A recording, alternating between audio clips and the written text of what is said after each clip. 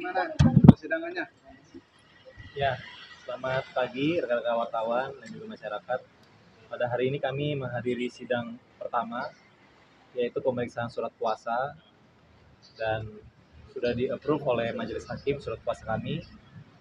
Dan hasil dari sidang hari ini adalah tetap minggu depan tanggal 7 Juni akan ada sidang kedua, di mana klien saya dan klien dari rekan yang tadi juga harus hadir minggu depan.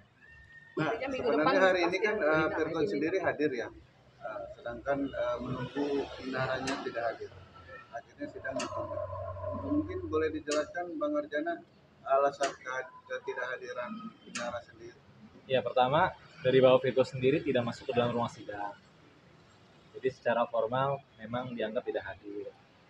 Kedua, klien kami juga sudah mempercayakan kepada kita bahwa pada hari ini memang untuk pemeriksaan legal standing karena beliau sedang mempersiapkan terkait dengan kebutuhan anak-anak, dan minggu depan sudah pasti hadir. Berarti bisa dipertegas dengan pemeriksaan legal standing ini tidak perlu hadir ya?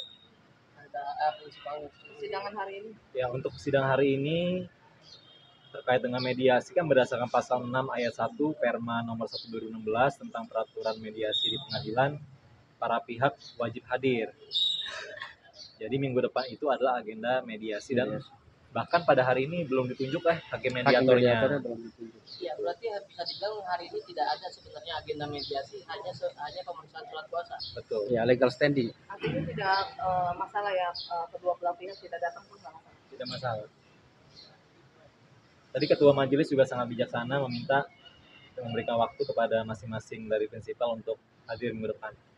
Bang, terima kasih sekali. Tentang tuntutan dari Mbak Inara yang meminta tanggung jawab dari uang untuk anak-anak sendiri sebesar 10 miliar itu satu anak 3 miliar dan totalnya hampir 10 miliar itu seperti apa? Ya, terkait dengan materi pokok gugatan kami tidak mau membahas terlalu dalam karena itu sudah bersifat sidang tertutup ya. Sidang tertutup. Gitu. Jadi kalau kita bahas di media nanti akan mempengaruhi dari proses pembuktian. Tapi yang bisa kami sampaikan adalah bahwa 10 miliar itu adalah jumlah mut'ah yang diminta.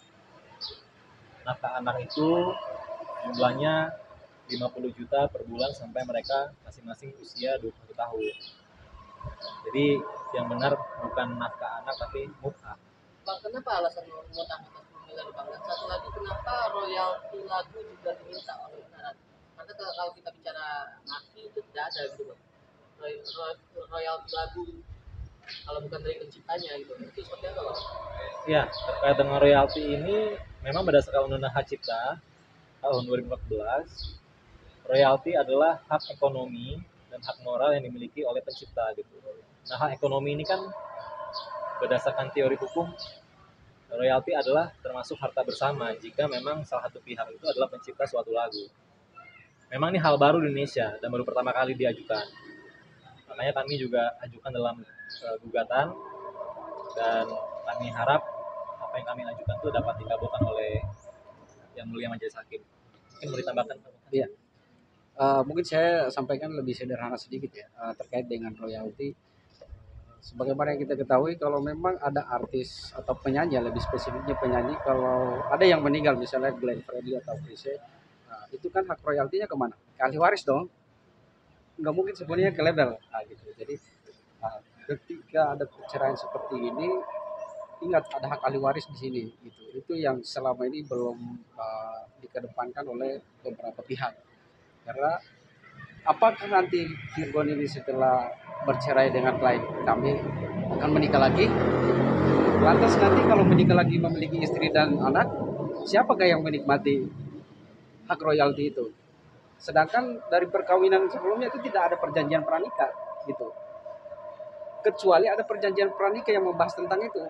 Kalau memang tidak ada perjanjian pranikah, berarti harta dari baik Inara maupun klien kami Ibu Inara maupun dari Virgon melebur menjadi harta bersama gitu.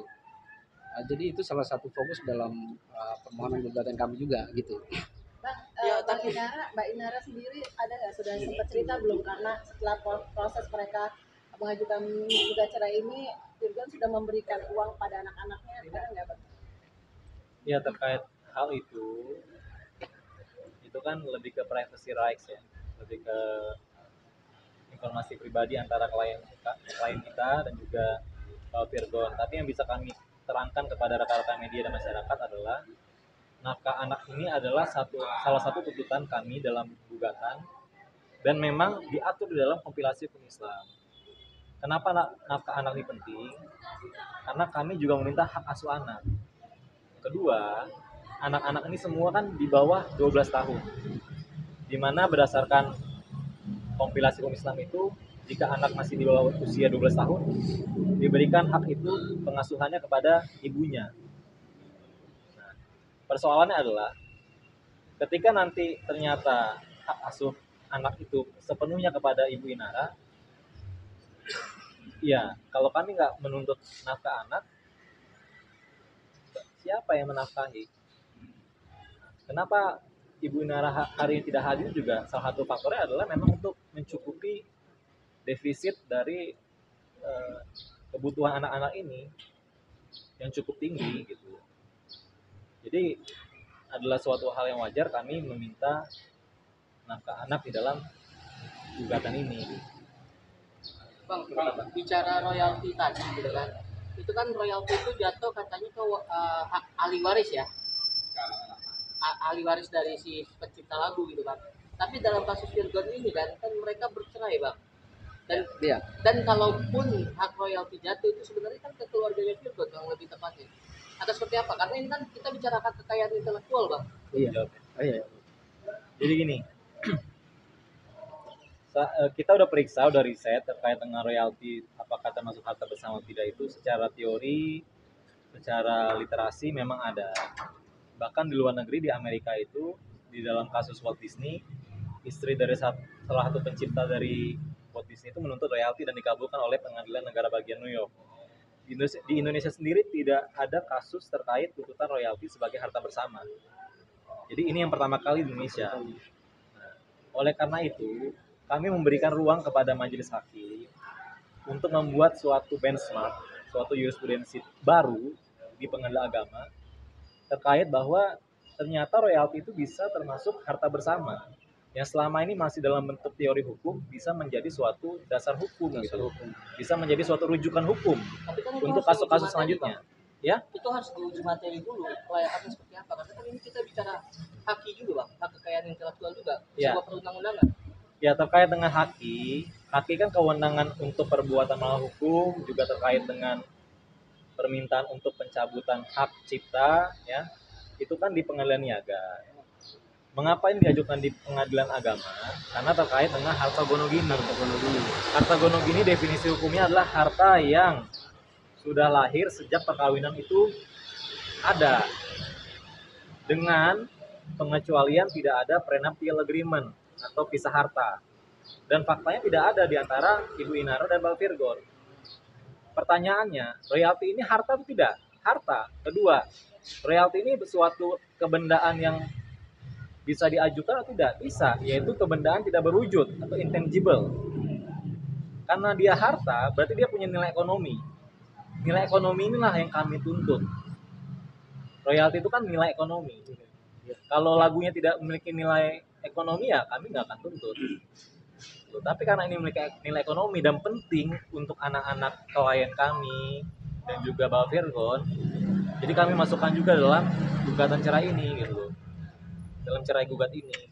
Bang, artinya gugatan nafkah anak dengan royalti itu berbeda, Bang? Berbeda. Artinya dua ini diajukan? Iya. Berapa persen royaltinya bang kita bicara? Kami minta 2/3 bagian. Jadi kami punya dokumen perjanjian antara publisher dengan tergugat, di mana terkait ini ya nanti kami akan buktikan di persidangan gitu.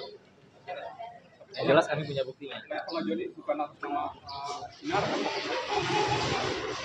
Kan penggugatnya Ibu Inara. Tapi kan dampak dari segi ekonomi akan dinikmati oleh anak-anak.